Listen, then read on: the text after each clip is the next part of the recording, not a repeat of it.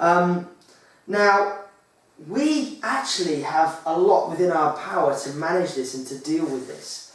One thing I just want to share with you is just a little thought here, and that is we all perceive things in a different way.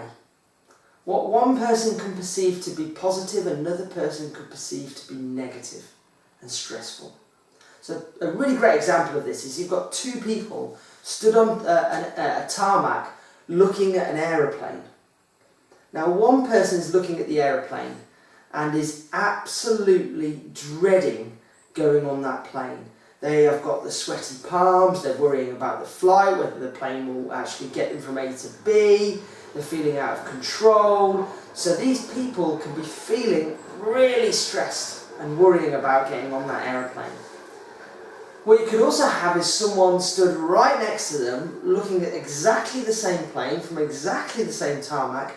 Everything else in the world is the same, the only world that's different is the internal one, and that person is looking at the plane with excitement and joy and can't wait to get on it because they know that plane is going to take them on their holiday and they're going to have loads of great memories, and they're looking forward to eating in their favourite restaurants on holiday.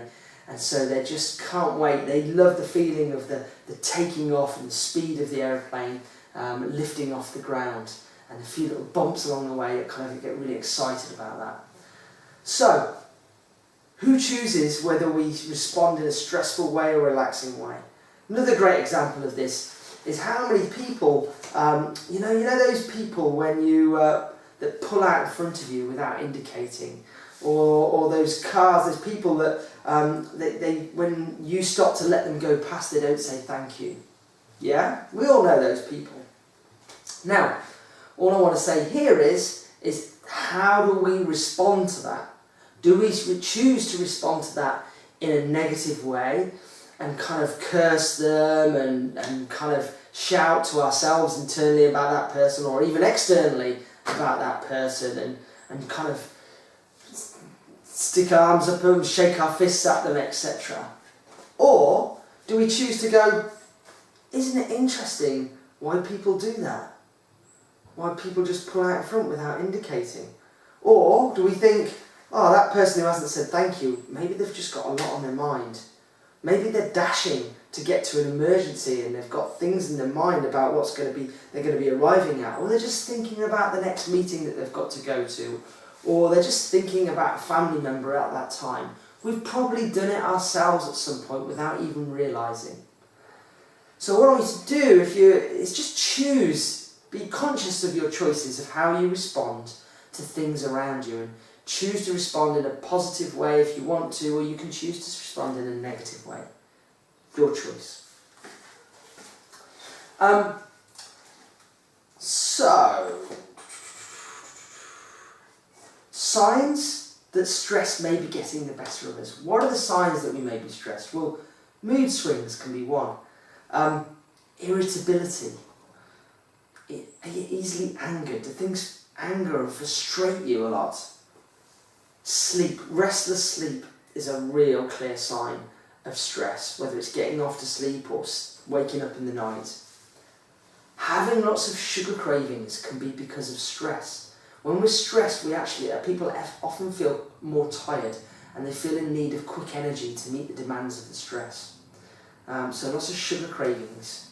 Drinking lots of stimulant drinks, the caffeine, the coffee, the kind of energy drinks and alcohol, and energy drinks can be a sign of stress. Alcohol consumption, increase in alcohol consumption. Some people use alcohol to relax them at the end of the day. And so actually if alcohol's increasing or alcohol's being used to relax, that's a sign that maybe we're a bit stressed. Overeating. Some people eat more when they're stressed.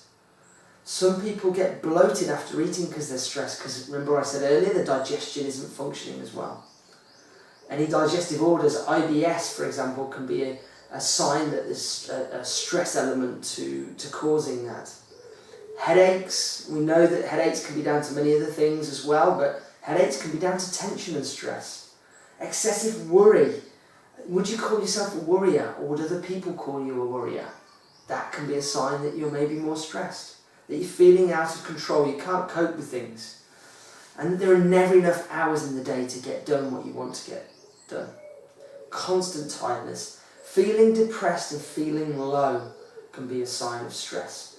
And if you feel that you're unable to relax, you find it really difficult to switch off and just be, then that can also be a sign of stress. In fact, it's a really good point for me to share with you one of my favourite sayings and lines that I read in a book by a really famous author called Eckhart Tolle.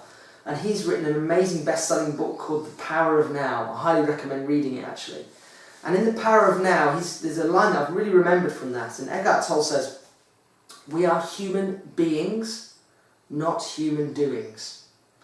And how much time do we spend doing stuff? And how much time do we spend just being? Just being. And so it's a great line, and I really recommend looking at how much doing time you have and how much being time you have. We're going to cover a bit more about that as we go through this module. Okay, what else can I share with you? Well, really, hopefully you've done the first modulation, which was all about assessing where you're at. And if you haven't, what I want you to do right now is just to scale yourself 1 to 10. 1 means that you are pulling your hair out, you're on the verge of a breakdown, and stress is a real problem in your life, and you really recognise it. 10 is life is like sitting back in a hammock under a blue sky or a starry sky without a care in the world. And you are just living life in the most relaxed or peaceful way. Alright, so where would you scale yourself 1 to 10 on that scale? Where would you put it? Have a little moment, stop the audio, stop the DVD if you need to, just to make a note of that, if you haven't already done it on the assessment modulation at the beginning. Okay, so what can we do about stress? We're going to head over and I'm going to show you what I call my stress tank theory. Okay? So, bear with me.